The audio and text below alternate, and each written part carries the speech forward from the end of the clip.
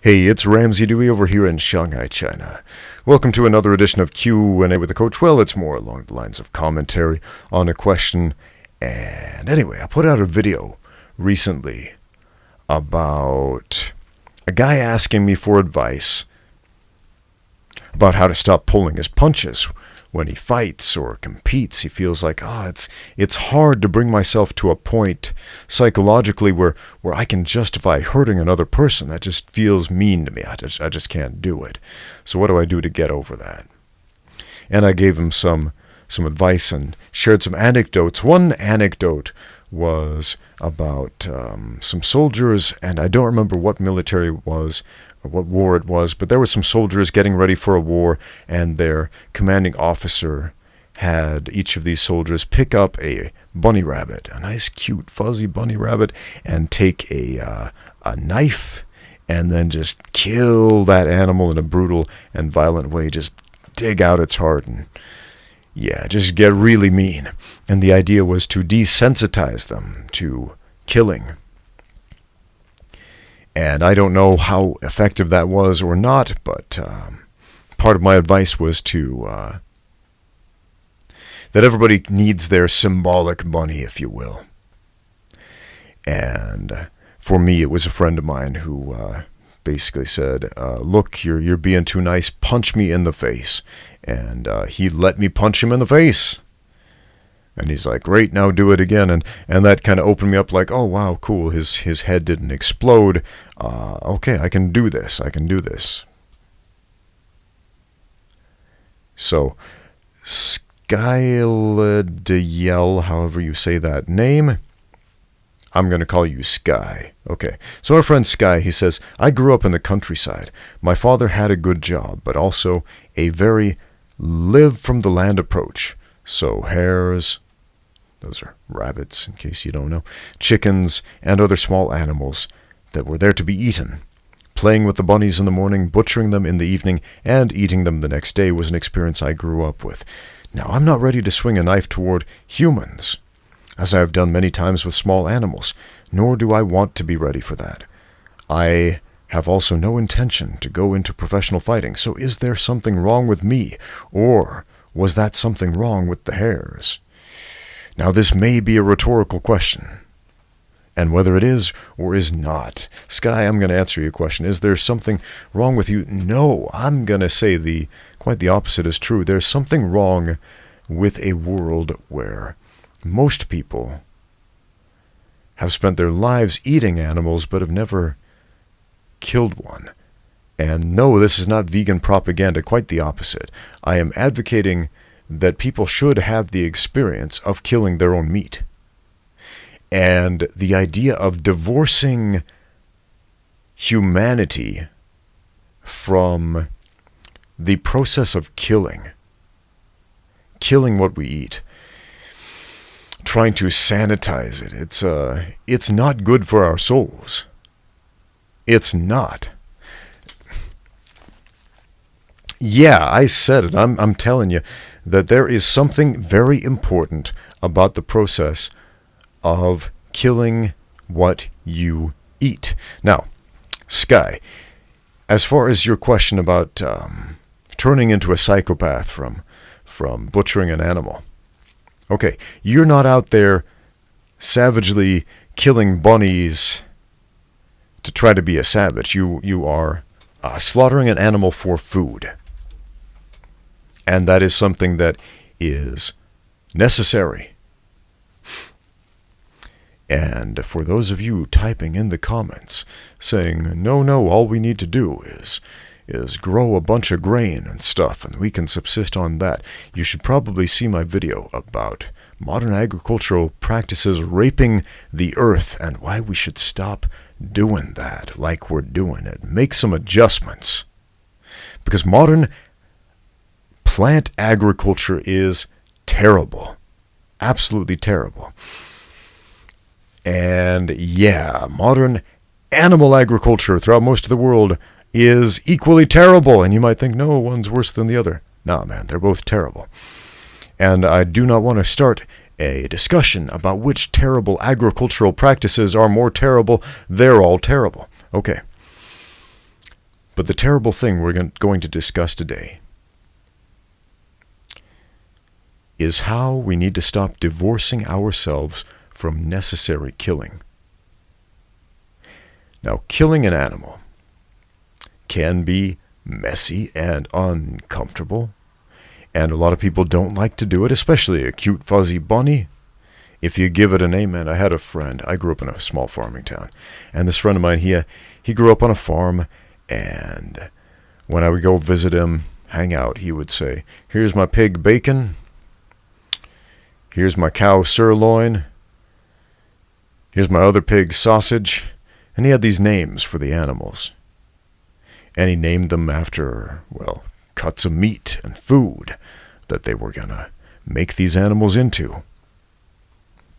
And I laughed at it a little bit, but he said, essentially, no, this is necessary psychologically for me as a child to understand the role of these animals, that I am going to eat them, that I'm going to butcher them and eat them. This is an important step in the circle of life. It's not disrespect to the animals. It is preparing myself for what I must do. How many 14-year-old kids out there have that level of mental maturity, of emotional maturity, to be able to take ownership of their actions to that level? So many people out there, man, people who do eat meat, who have no qualms with stuffing a cheeseburger in their face, will wince and cringe at the idea of a hunter shooting a deer, for example. And of course that's hypocrisy. Let's not be hypocrites, friends, saying one thing and doing a different thing. But yeah, I think it's super important to come to terms with the nature of life and death and how closely intertwined they are. My friend with his pig bacon and his pig sausage and his cow named after a steak. I remember I went to his farm and he invited me to help him trap some gophers with him. We went out and were pulling out gopher traps and setting gopher traps, and these traps, it's a series of blades, and they impale the gophers and cut them up, and it kills them quickly, but if you've never seen it before, it can seem quite grotesque. There's blood, there's gore. And we're a couple of children out there defending the plants, the lives of these crops that the people of my town will eat for dinner to sustain their lives. In order to do that, we must defend them from these gophers by slaying these beasts, by killing them.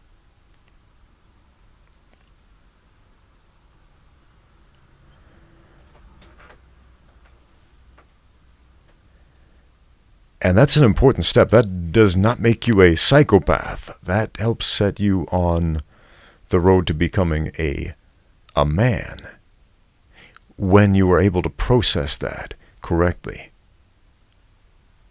I'm sure there are some psychopaths who would get their jollies off, like, oh, let's murder us some animals. No, not even remotely what I'm suggesting.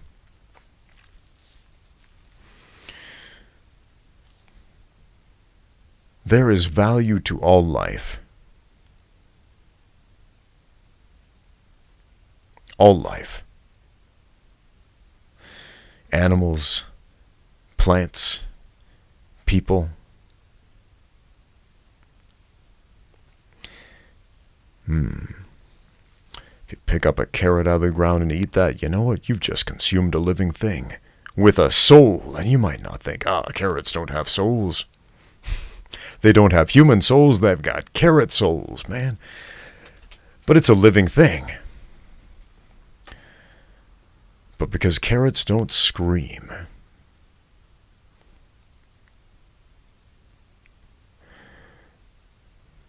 Plants don't scream. You know what plants do? Plants produce bitter chemicals to try to convince animals to not eat them.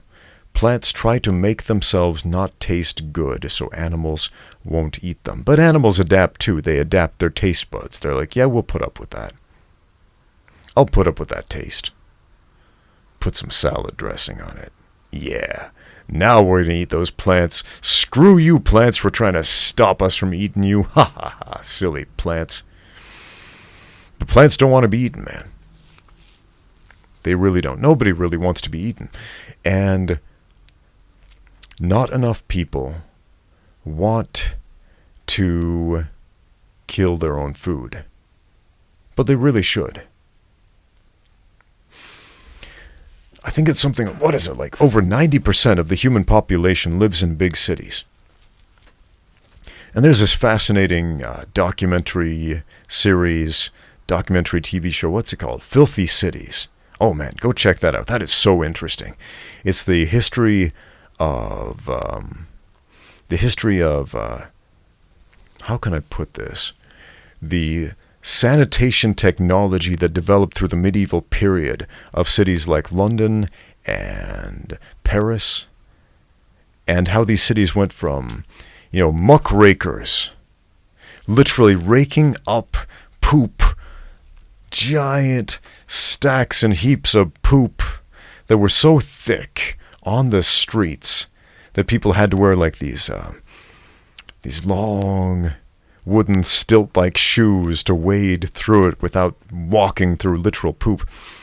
Anyway, the muckrakers were among the highest paid professionals out there because they needed them. There was no plumbing. You couldn't flush toilets, man.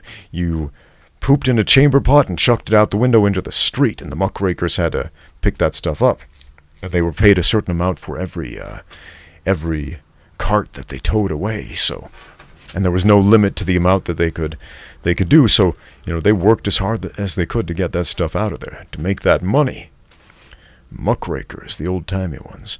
Since then, that term has basically been appropriated by journalists to mean people who go after a big story to expose some sort of fraudulent practice. But that was the original term of a muckraker. Anyway, Filthy Cities, absolutely fascinating documentary series. And I think it was, both in the history of London and the history of Paris, the reason those cities were able to grow to the size that they were, growing from, relatively small settlements to major metropolitan areas, was bringing in meat into those places. Meat is, how can I put this? Nature loves efficiency, absolutely loves efficiency, and abhors inefficiency. And the most efficient source of nutrition comes from animal sources. And I know that's shocking, and a lot of vegans might want to try to refute that, but no, that's not what I believe. Well, what you believe is wrong. I'm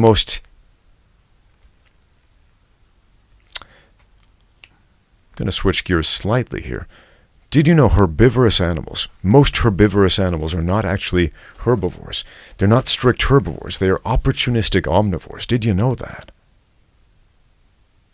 Did you know deer, most of the time they eat plants? Why? Because plants don't run away. Plants are really easy to catch because they're so slow compared to a deer. And deer are lousy hunters. And so what do? They eat plants most of the time. But if a baby bird falls out of a tree, or an egg falls out of a nest, or they find a dead rabbit lying around, that deer will eat that animal or eat that egg. And you can see some videos of this. You can see pictures. You can see this stuff. It's quite fascinating.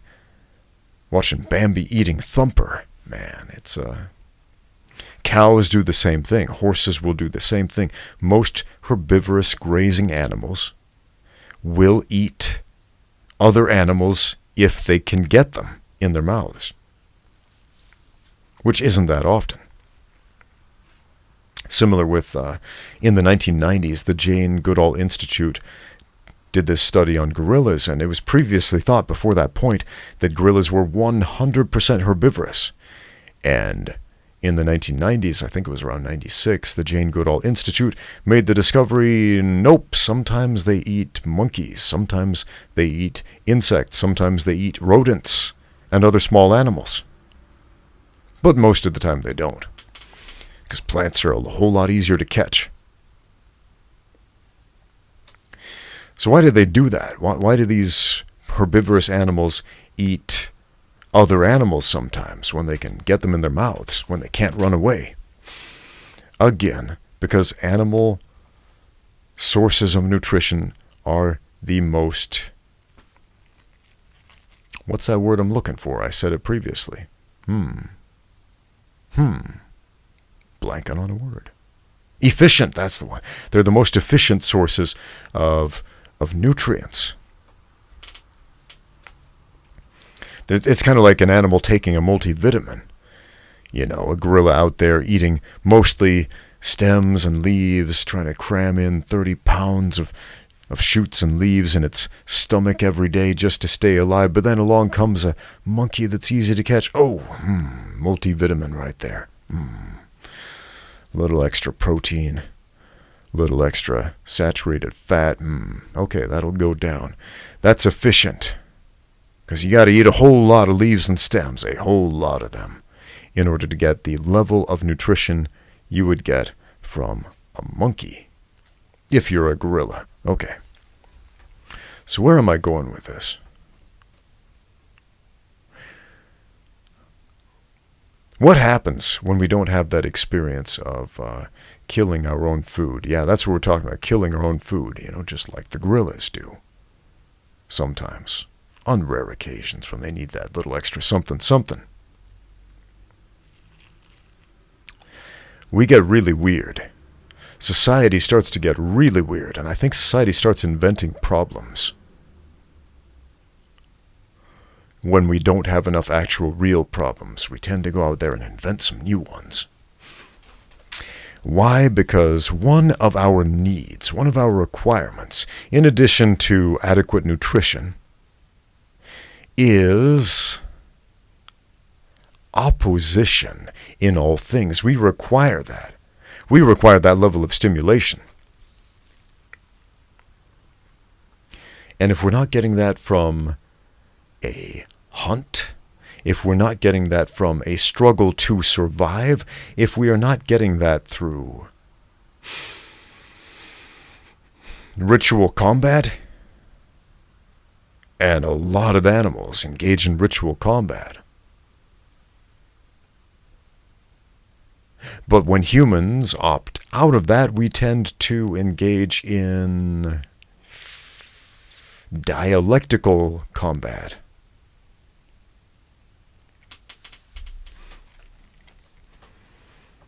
Some of y'all even try using the Hegelian dialectic. Let me make an assertion and then give a counter-argument to my assertion so you can't do it before me. And then I'll make my assertion again. Do you remember when they used to teach us to do that back in grade school? Do they still do that in modern schools, teaching the Hegelian dialectic?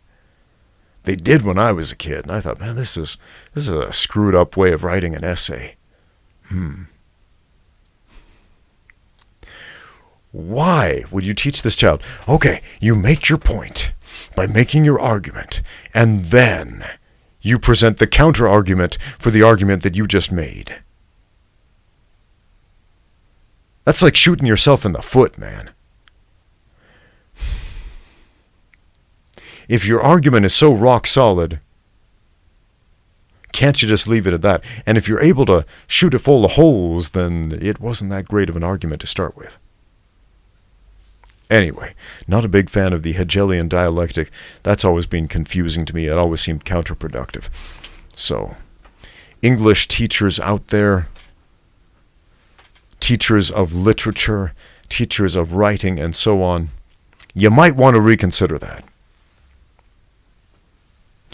And for those of you who are adamant defenders of the Hegelian dialectic, please explain in essay format in the comments below why you believe so, and make sure to include your counter-argument to your actual argument so that I can throw it right back at you and say, see, this is why you're wrong. Suck it, Hegelian dialectic.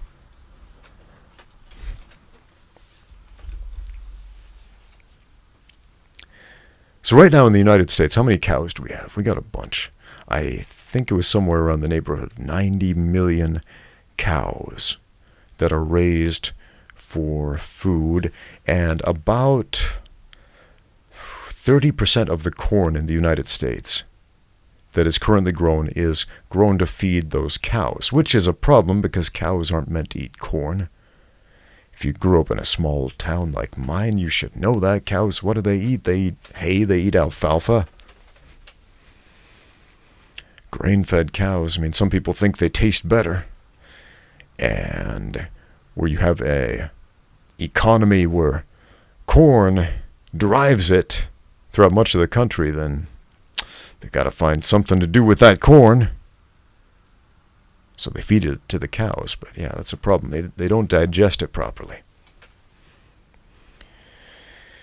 Anyway, so 30% of the corn grown in the country fed to the cows. And the vegans jump on that like, that land should be used to feed humans.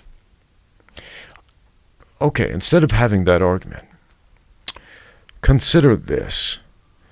Before Europeans came to America, even sometime after, there were a whole bunch of bovines, approximately 90 to 100 million wild bovines, called bison or buffalo,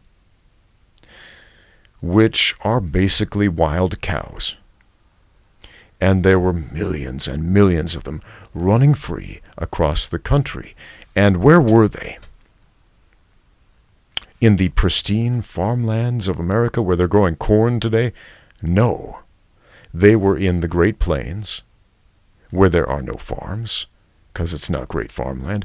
They were in the Great American Desert, where there are no farms, because there's no water. They were in the high deserts of North America, where I grew up.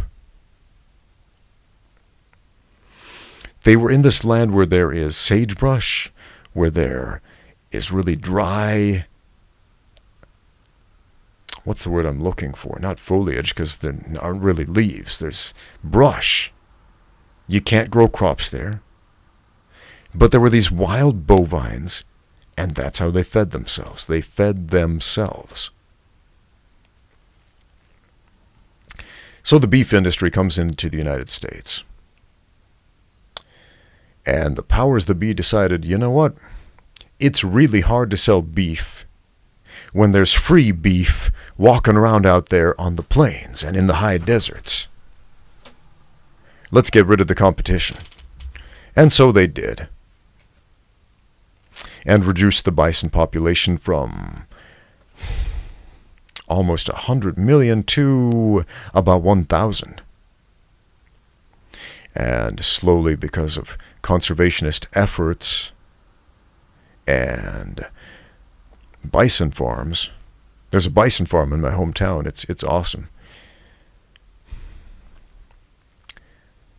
Because of guys like that, the population has increased, but it's nowhere near where it was. But imagine for a moment, there is that land where the buffalo roamed. It's still there. The plants they ate are still there. That's not being used for anything. That can't really be used for modern agricultural practices. It can't. It's not going to work. What it can be used is for is free range. There are animals on this planet like the bison that can do that, that have done that.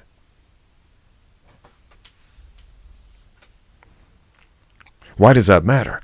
Oh, man, I'll tell you why that matters, because I made a whole other video about this where I went on this wild 30-minute tangent about the evils of modern plant-based agriculture and how it's raping the earth and depleting the soil, and we have a very limited number of harvests left, and it's a mess, it's a nightmare, and it's going to cause some problems within your lifetime. It's going to cause some famines within your lifetime. You're not going to like what's coming.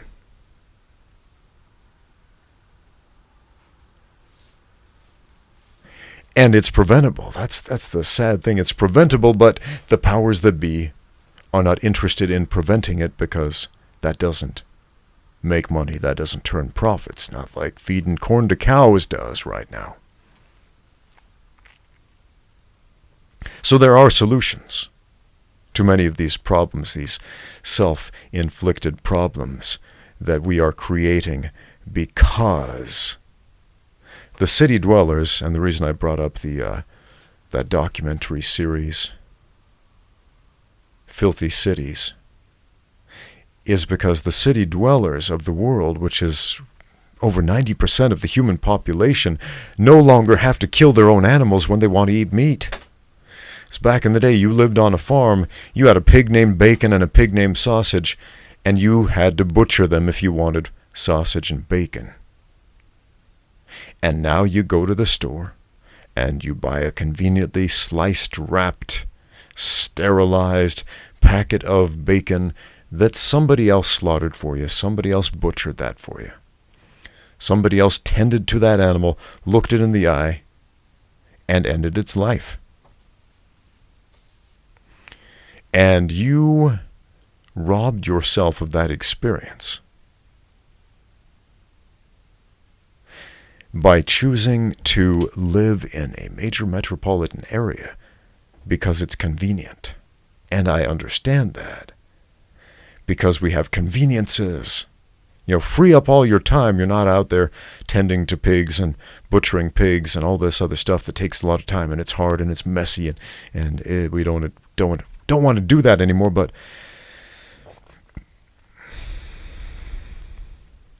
we kind of need to.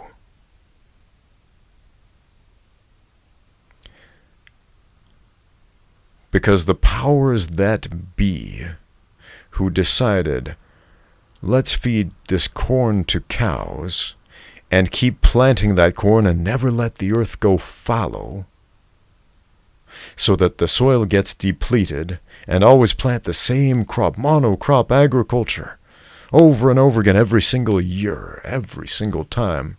We don't care if our children go hungry as long as we get some of this. The people making those decisions are not the ones slaughtering the animals.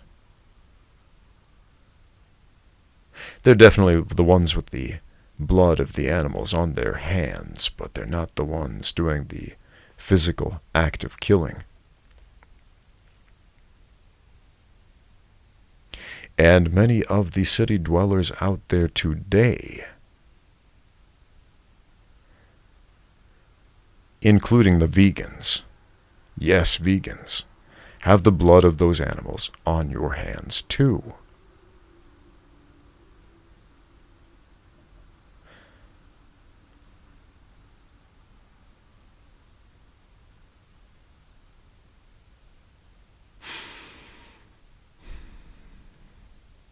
When we fail to participate, when we fail to make choices, that is a choice in and of itself, and usually a poor one, because it's got fail in the name, right? We fail to make the choice. That's a bad choice. Fish or cut bait, as the old saying goes. Man, I remember the first time I caught a fish. Initially, I was really happy. I caught a fish, yay! And then I held that fish in my hand, this living thing in my hand. It had eyes, it was looking at me. It's struggling to breathe because It's not in the water anymore. I'm holding it on the dry land, and the fish is slowly dying in my hands, and I'm thinking, well, the next step is gut this fish, clean it, eat it. And I pick up my knife, and I look at this fish. I'm holding it like, thinking, I can't do this. And so I threw the fish back in the water. And I thought about that. Wait, why did I do that? Because I've eaten so many fish before. And I just robbed myself of a very important moment of being willing to kill what I ate. How old was I? 9 years old the first time I caught a fish and threw it back in the water.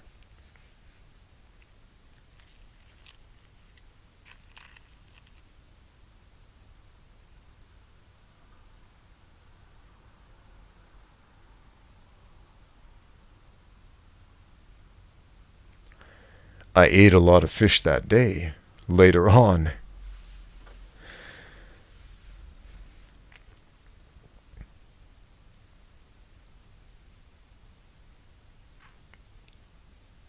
That's such a weird thing, man. It's such a weird thing. There are many tribes, many hunter-gatherer tribes, well, not that many left, but a few that are left on this planet. And something is very consistent among them. The men are the hunters. They go out there and they hunt. They track an animal. They work very hard to find it, track it down, and then they kill it.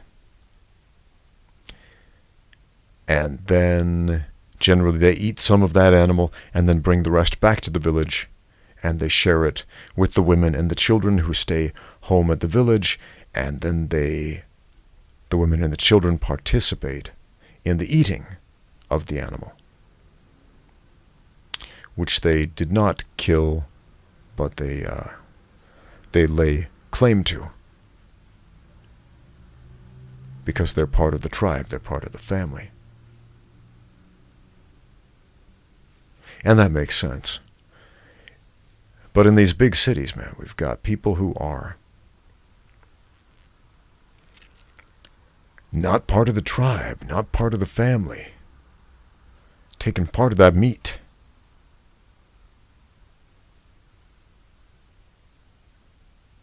That they didn't go out there and work to find or hunt or catch or raise or slaughter or butcher or name.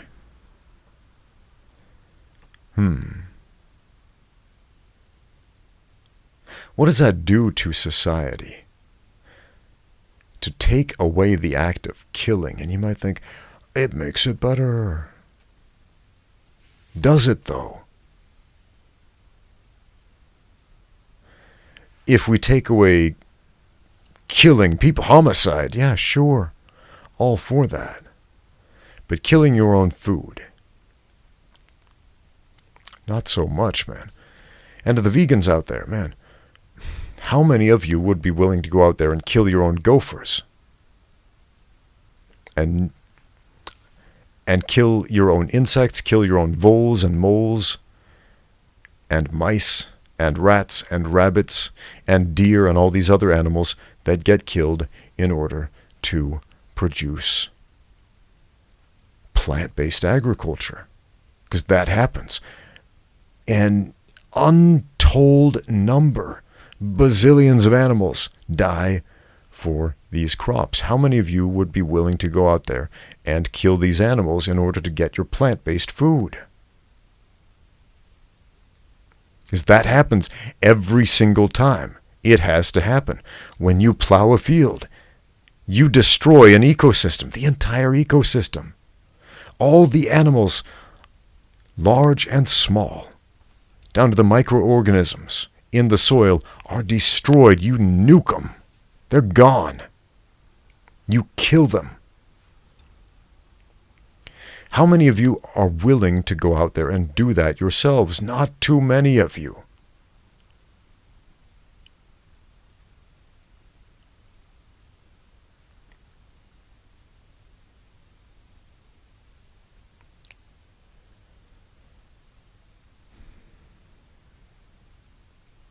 And you might be thinking, well, how many of us are actually able to do that?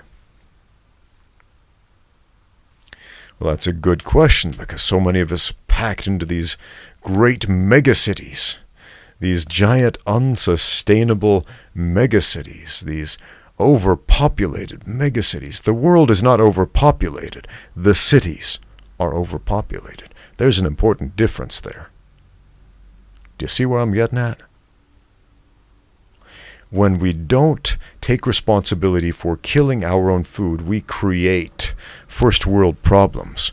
We create issues where there previously were no issues.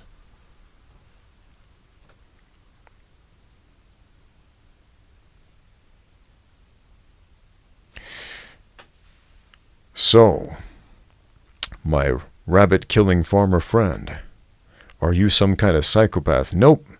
You're the shining example we all need to look up to right now. You are not the hero that we want. You are the hero that we need in these dark times. Thanks for watching, if you made it this far. Now get out there and train.